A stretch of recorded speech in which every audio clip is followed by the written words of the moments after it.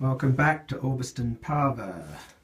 This is an update which is I wasn't really expecting to make, but I've had a relatively large change of heart. We've only got the two main lines all the way around.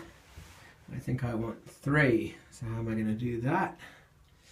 Well, we're going to have to make some changes, aren't we? So I'm going to add, obviously I can't move any further out. We're going to have a line coming in here on the inside basically. And I need to switch out some of my curves. So I'm going to move these two curves in, which will mean obviously bringing the track back, and then put a broader curve on the outside, but obviously connecting up to turntable, to the sidings, to the goods yard, all that's going to have to be altered. So this is kind of a big project, but I thought it better to do it now before I've done any scenery, any ballasting, than later, because it will be very destructive.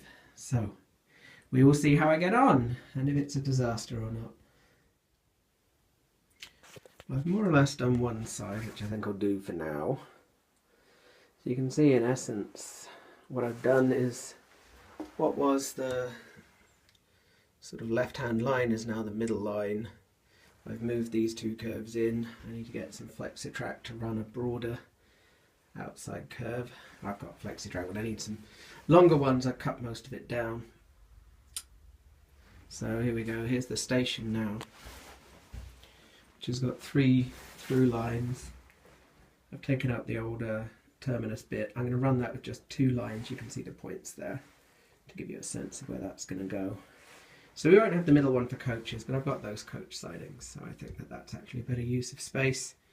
So I'm going to have to keep adjusting everything. This is going to be the most difficult area. I'm going to work from here round. This will be fairly easy. I've already got the point more or less in place for the turntable, and then these are just straight lines. And then here we're going to have to shift stuff around, so the goods yard is going to have to move this way a bit. I'm going to take out this innermost coach sidings. We'll only have two coach sidings, but this will allow the track to move up a bit to make a bit more of a loop, so we can move this in a bit. So it's going to take a little while, but I feel that I'm glad that I got this here. I can see it happening now, how it's going to work. So that's good, and it'll be nice because I can run three engines without worry. I've got a lot of engines in rolling stock, and it seemed kind of silly that I could only really run two. I mean, I could mess around in the goods yard, but often to move things you need to stop one of the lines.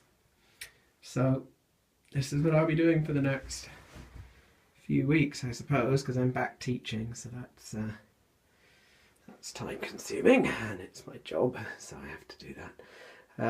But I'm looking forward to getting the three lines up and running, so that will be cool.